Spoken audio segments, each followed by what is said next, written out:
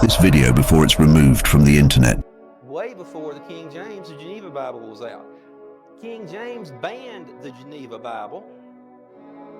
And you say, wait a minute, if the Geneva Bible is such a good book, why was it banned? If you can figure out anything that might cause a king not to want to have this out, put on the whole armor of God, that you may abide to stand against the assaults of the devil.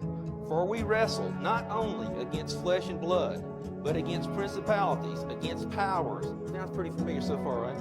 And against worldly governors who are the princes of darkness of this world, against spiritual wickedness which are in the high places. In fact, if you read the instructions, you find out that they left out a lot of things. The true meaning of baptism, the true meaning of what the church is.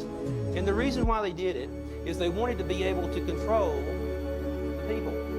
They wanted to say that the government is divinely empowered and that the church you got to listen to, and of course he controlled the church.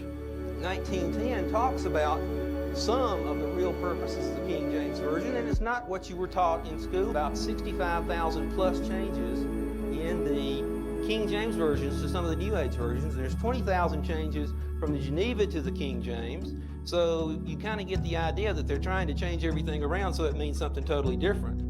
The Rothschilds. Their goal was to control the world through controlling money. Care who the government is, let me control the money and I will control the country. The king, when America was started effectively corporations or trusts. Who owned America to start with, or the part that was under English rule? The king. It was his own personal property. And he could license you to be able to get minerals and do this and do that as long as you paid your fair share. But the king literally owned the whole country, other than what France owned in Spain and those kind of things, for real reason for the Revolutionary War. Very interesting, not what you were taught in school. Here's a few quotes from William Manly German in a speech to the House of Commons, December 1913. The Rothschilds Bank caused a bill to be introduced in the English Parliament, which provided that no colony of England could issue its own money. Thus, they had to use English money. The colonies were compelled to discard their money and mortgage themselves to the Rothschilds Bank of England to get money. Then, for the first time in the history of the United States, money began to be based on debt. Benjamin Franklin stated that in 1 year from that date, the streets of the colonies were filled with the unemployed. Franklin later claimed this was the real cause of the War of Independence. This is according to Benjamin Franklin. The colonies would gladly have borne the little tax on tea and other matters had it not been that England and the Rothschilds Bank took away from the colonies their money, which created unemployment, dissatisfaction, and debt. We heard this nasty rumor that we won the Revolutionary War. Ain't true. We did not win it. The last battle that was fought, Cornwallis surrendered the battle, not the war. Proof?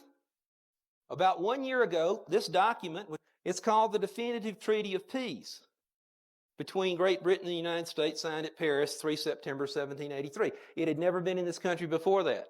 This is what really, really, really happened. It having pleased the divine providence to dispose the hearts of the most serene and most potent prince. This is somebody that lost a battle is a most potent prince? I don't think so. George III, by the grace of God, listen to this. Here's his titles. King of Great Britain. France. Who did we borrow the money from that helped us win the war? We thought France. Now we owe that money to the King of England? Interesting. Ireland, Arch-Treasurer and Prince Elector of the Holy Roman Empire. Treasurer of the Catholic Church. Find out the parties of the treaty is this guy named John Adams, Esquire. Does anybody know where you go get an Esquire title? England. I don't think we gave them out. Benjamin Franklin, Esquire. John Jay, Esquire. These were all people who were titled nobility in England, who were negotiating this treaty. And do you know what the treaty really said?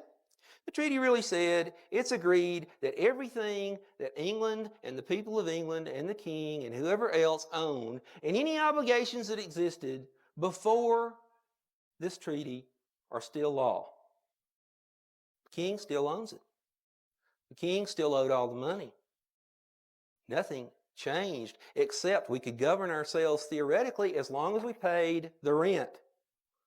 Where did that show up in the Constitution?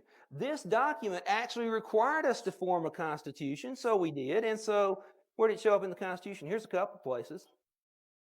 Section 10. States shall pass no law impairing the obligation of contracts. Oh, so we still owe the money, so the land's still the king's. That's right in the Constitution. Snuck that one by you. Or grant any title of nobility, which means the king is still the one that puts all the esquires. You read in the Constitution, it says the Constitution is the supreme law of the land. No, it doesn't. It says the Constitution and treaties are the supreme law of the land. The thing that people don't know is what treaties.